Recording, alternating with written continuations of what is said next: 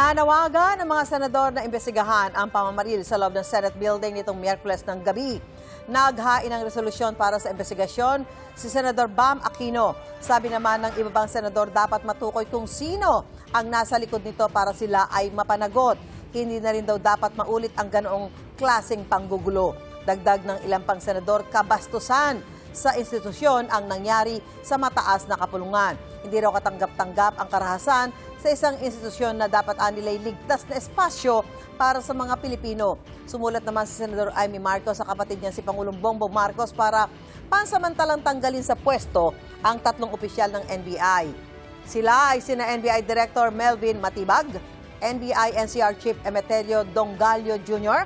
at NBI Organized and Transnational Crime Division Chief Jerome Bomediano.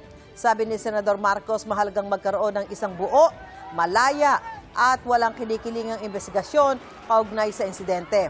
Handa naman daw si Matibag na tanggapin anuman ang maging desisyon ng Pangulo. Well, that is the prerogative of the good senator. Pero tayo naman po, nagsisilbi po tayo sa pleasure po ng ating appointing authority at kung ano po yung mandatong ibinigay po sa atin.